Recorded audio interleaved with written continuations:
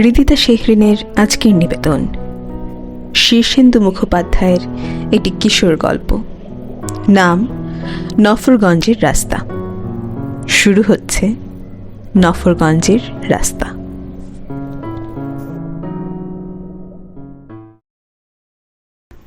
ও মশাই, নফরগঞ্জে যাওয়ার রাস্তাটা কোন দিকে বলতে পারেন? নফরগঞ্জে যাবেন বুঝি? তার বেশি কথা কি, গেলেই হয়। বেশি দূরের রাস্তাও নয়, এই ধরুন নফরগঞ্জে একরকম পৌঁছে গেছেন।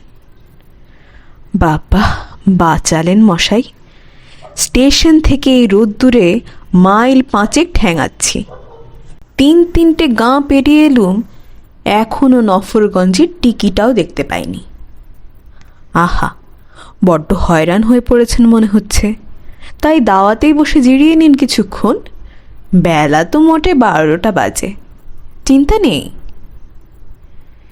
তা না হয় বসছি, তা নফরগঞ্জ এখান থেকে কতটা দূর বলতে পারেন? অত উতলা হচ্ছেন কেন? এই মানিকপুর গাঁকে তো অনেকে নফরগঞ্জের চৌকাঠ বলেই মনে করেন। তা নফরগঞ্জে কার বাড়িতে যাবেন মশাই? সে কথা বলতে গেলে তো অনেক কথাই বলতে হয়। গলাটাও শুকিয়ে এসেছে কি না। তা একটু জল পাওয়া যাবে? বলেন কি, মানিকপুরে জল পাওয়া যাবে না মানে?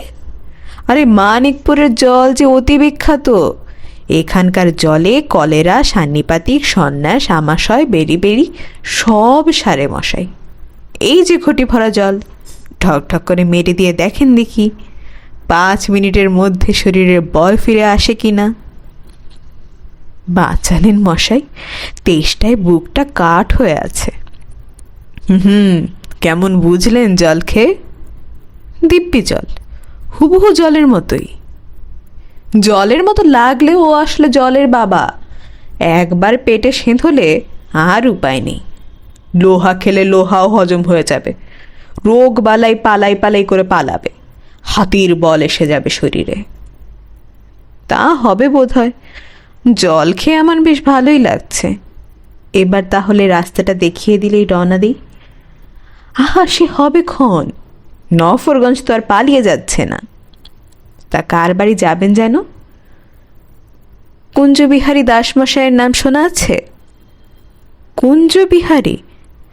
তা কুঞ্জবিহারী কি আপনার কেউ হয়? শালা বা ভগ্নিপোত বা ভাইরা ভাই গোছের? না মশাই, না। কুঞ্জবিহারীকে আমি কোশমিন কালেও চিনি না। তবে প্রয়োজনেই যেতে হচ্ছে। তা ভালো, তা ভালো। তবে কি না, ভেবে চিনতে যাওয়া আরও ভালো। কেন মশাই, ভেবে চিনতে যাওয়ার কি আছে? মানুষের বাড়িতে কি মানুষ যায় না? তার উপর মাথায় একটা দায়িত্ব নিয়েই যেতে হচ্ছে। সে বুঝতে পারছি, প্রাণের দায় না হলে কি কেউ সাধ করে নফরগঞ্জের কুঞ্জবিহারীর ডেরায় গিয়ে সেঁধোবার সাহস করে? আপনি কি বলতে চাইছেন যে কুঞ্জবিহারী খুব একটা সুবিধের লোক নন? সে কথা আবার কখন বললুম? না মশাই, আমি বড্ড পেট পাতলা মানুষ, মনের ভাব চেপে রাখতে পারি নে। কি বলতে কি বলে ফেলেছি ওসব ধরবেন না। বলেই যখন ফেলেছেন তখন ঝেড়ে কেশে ফেললেই তো হয়, অস্বস্তিও কমে যায়। তা আসলে কি জানেন, কুঞ্জবিহারী বোধহয় খুব ভালোই লোক। তবে কি না, নিন্দুকেরা নানা কথা রটায় আর কি। না মশাই, আপনি চেপে যাচ্ছেন। আপনাকে বলতে বাধা নেই, আমার ভাইজির সঙ্গে কুঞ্জবিহারীর ছেলে বিপ্লব বিহারীর বিয়ের সম্বন্ধ পাকা করতে আসা। বিপ্লব বিহারী? ওরে বাবা! ও কি, অমন আঁতকে উঠলেন কেন মশাই? বিপ্লব বিহারী কি ছেলে ভালো নয়? শুনেছি সে ভালো লেখাপড়া জানে, MSc পাশ করে আরও কী সব পড়াশোনা করেছে, চাকরিও নাকি করে ভালো। তা হবে, কত কিছুই তো শোনা যায়। না, বড্ড মুশকিলে ফেলে দিলেন মশাই। ভাবগতিক তো মোটেই ভালো বুঝছি না।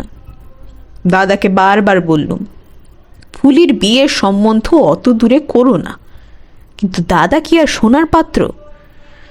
বেশ ফ্যাসাদেই পড়া গেল দেখছি। ও মশাই, একটু খুলে বলুন না, এখানে বিয়ে হলে আমার ভাইঝিটা কি জলে পড়বে?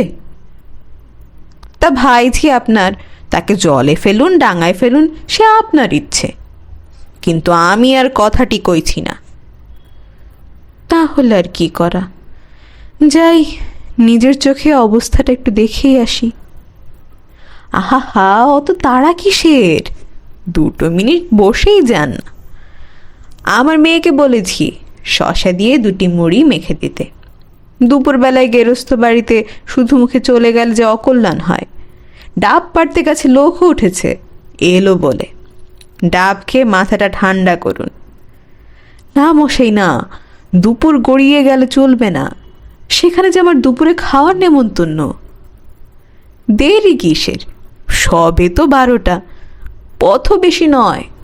বসুন, কথা আছে। আগে কথাই তো শুনতে চাচ্ছি। নফরগঞ্জের কুঞ্জবিহারী দাস সম্পর্কে জানতে চাইলে এ তল্লাটের গাছপালা গরু বাছুরিকে জিজ্ঞেস করলেও মেলা খবর পেয়ে যেতেন। এই তো 10-12 বছর আগেও কুঞ্জগুন্ডা দিনে 3টা খুন না করে জলও স্পর্শ করত না। প্রতি রাতে অন্তত গোটা 2 বাড়িতে ডাকাতি না করলে তার ঘুম হয় না। আর রাহা জানি তোলা আদায় কোন গুণটা না ছিল তার। তবে এখন বয়স হওয়াতে রোগ কিছু কমেছে। নিতান্ত দায় না পড়লে আর বিশেষ লাশ টাশ ফেলে না। তবে তার জায়গা এখন নিয়েছে ওই তার ছেলে বিপ্লব বিহারী। তফাৎ হচ্ছে, বাপ মানুষ মারতো দা কুড়ুল দিয়ে, ছেলে মারে বন্দুক পিস্তল দিয়ে। বলেন কি মশাই? দাদা যে বলল কুঞ্জবিহারী রীতিমতো ফোঁটা কাটা বৈষ্ণব, ভারী নিরীহ মানুষ, তার ছেলেটিও নাকি ভারী বিনয়ী, খুবই সভ্যভব্য। হ্যাঁ, হাসালেন মশাই, আপনার দাদার চোখে নিশ্চয়ই চালসে ধরেছে। এই যে আপনার মুড়ি আর ডাব এসে গেছে, রোদে তেতে পুড়ে এসেছেন, একটু খিদে তেষ্টা মিটিয়ে নিন। আর খিদে তেষ্টা? আপনার কথা শুনে খিদে তেষ্টা তো মাথায় উঠেছে মশাই। আহা, তা বললে কি আর চলে? তা ভাইঝির বিয়ে দেওয়ার জন্য কি আর পাত্র জুটল না? সেইটাই তো ভাবছি, দাদার কোনো কাণ্ডজ্ঞানী নেই। তা কুঞ্জগুন্ডা তার ছেলের বিয়েতে কত পণ নিচ্ছে? 2-4 লাখ টাকা হবে নাকি?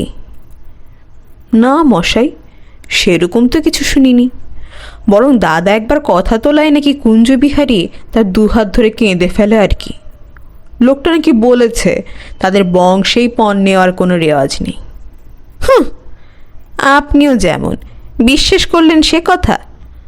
আইনের ভয় প্রকাশ্যে না নিলেও গোপনে একটা বন্দোবস্ত হয়েছে ঠিকই। তা ধরে রাখুন 3 থেকে 5 লাখ টাকা তো হবেই। কিন্তু দান সামগ্রী দিতেও যে বারণ করেছে। বলেছে দান সামগ্রী আবার কিসের?